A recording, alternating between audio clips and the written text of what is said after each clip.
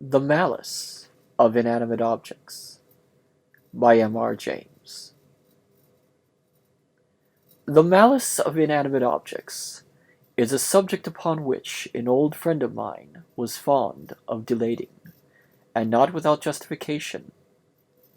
In the lives of all of us, short or long, there have been days, dreadful days, on which we have had to acknowledge with gloomy resignation that our world has turned against us. I do not mean the human world of our relations and friends. To enlarge on that is the province of nearly every modern novelist. In their books it is called life, and an odd enough hash it is as they portray it. No, it is the world of things that do not speak or work or hold congresses and conferences. It includes such beings as the collar stud, the inkstand, the fire, the razor, and as age increases, the extra step on the staircase, which leads you either to expect or not to expect it. By these, and such as these, for I have named but the merest fraction of them, the word is passed round and the day of misery arranged. Is the tale still remembered of how the cock and hen went to pay a visit to Squire Korbes? How on the journey they met with and picked up a number of associates, encouraging each with the announcement, "To Squire Korbes we are going, for a visit is owing." Thus they secured the company of the needle, the egg, the duck, the cat, possibly, for memory is a little treacherous here, and finally the millstone. And when it was discovered that Squire Korbes was for the moment out, they took up positions in his mansion and awaited his return. He did return, wearied no doubt by a day's work among his extensive properties. His nerves were first jarred by the raucous cry of the cock. He threw himself into his armchair and was lacerated by the needle. He went to the sink for a refreshing wash and was splashed all over by the duck. Attempting to dry himself with a towel, he broke the egg upon his face.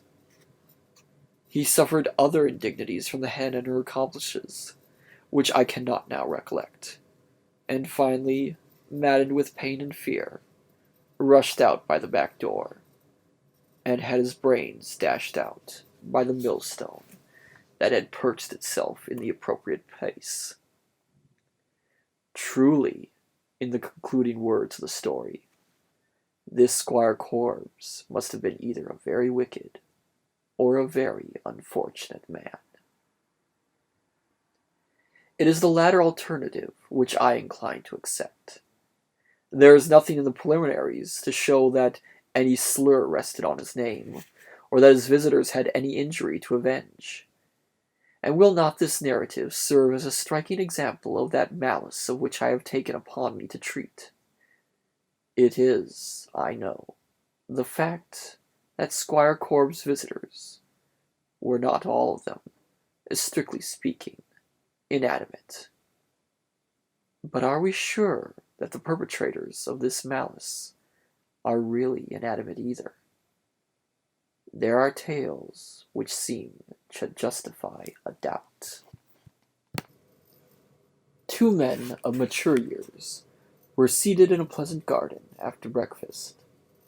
One was reading the day's paper, the other sat with folded arms, plunged in thought, and on his face was a piece of sticking plaster and lines of care. His companion lowered his paper. "What," said he, "is the matter with you? The morning is bright, the birds are singing. I can hear no aeroplanes or motor bikes." "No," replied Mr. Burton. "It is nice enough, I agree. But I've a bad day before me. I cut myself shaving and split my tooth powder." "Ah," said Mr. Manners, "some people have all the luck." And with this expression of sympathy, he reverted to his paper. "Hello!" he exclaimed after a moment. "Here's George Wilkins, dead.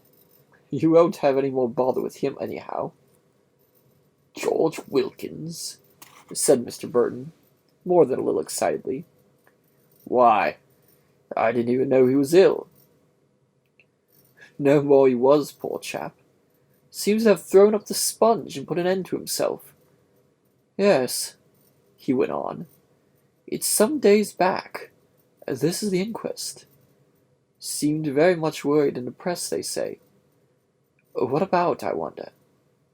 Could it have been that will you and he were having a row about? Row? Said Mr. Burton angrily. There was no row. He had a leg to stand on. He couldn't bring a scrap of evidence. No, it may have been half a dozen things, but Lord, I never imagined he'd take anything so hard as that. I don't know, said Mr. Manners. He was a man, I thought, who did take things hard. They rankled. Well, I'm sorry, though I never saw much of him. He must have gone through a lot to make him cut his throat. Not the way I should choose by a lawn sight. Ugh. Lucky he hadn't a family anyhow. Look here. What about a walk round before lunch? I've an errand in the village. Mr. Burton assented rather heavily. He was perhaps reluctant to give the inanimate objects of the district a chance of getting at him. If so, he was right. He just escaped a nasty pearl over the scraper at the top of the steps. A thorny branch swept off his hat and scratched his fingers, and as they climbed a grassy slope, he fairly leapt into the air with a cry and came down flat on his face. What in the world? Said his friend, coming up. A great string, of all things. What business? Oh, I see. Belongs to that kite, which lay on the grass a little further up.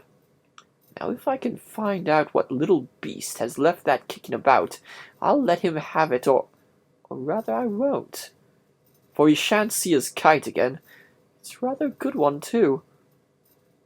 As they approached, a puff of wind raised the kite, and it seemed to sit up on its end, and look at them, with two large round eyes, painted red, and below them, 3 large printed red letters.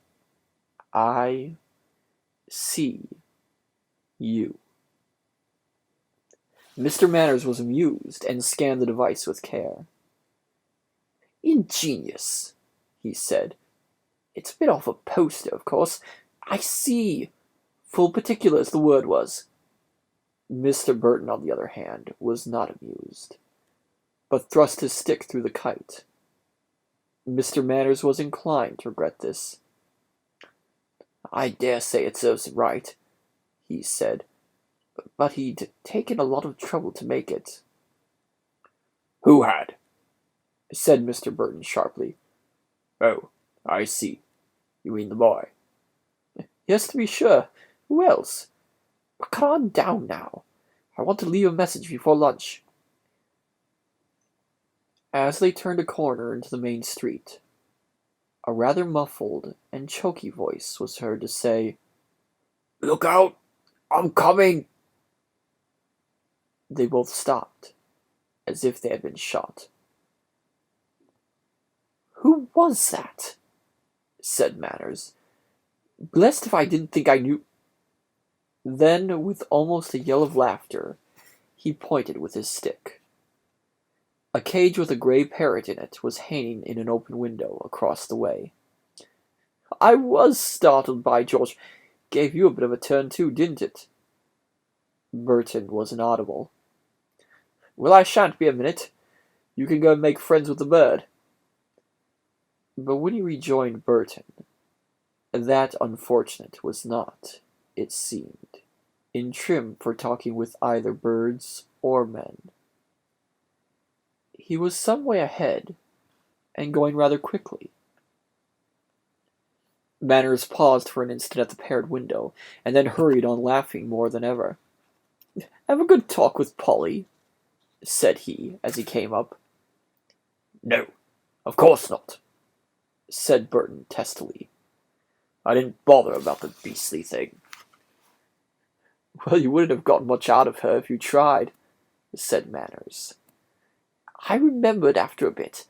They've had her in the window for years. She's stuffed.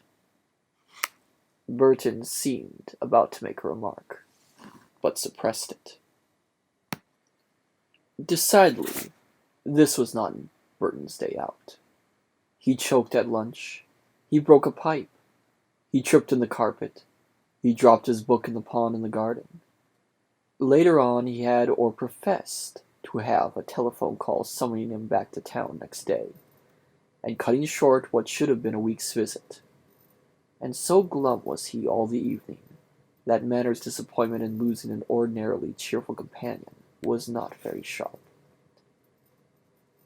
At breakfast, Mr. Burton said little about his night, but he did intimate that he thought of looking in on his doctor. "My hand's so shaky," he said. "I really daren't shave this morning." "Oh, I'm sorry," said Mr. Manners. "My man could have managed that for you, but they'll put you right in no time." Farewells were said. By some means, and for some reason, Mr. Burton contrived to reserve a compartment to himself. The train was not of the corridor type. But these precautions avail little against the angry dead. I will not put dots or stars, for I dislike them. But I will say that apparently someone tried to shave Mr. Burton in the train, and did not succeed overly well. He was, however, satisfied with what he had done, if we may judge from the fact that on a once white napkin, spread on Mr. Burton's chest, was an inscription in red letters: GOWFECI.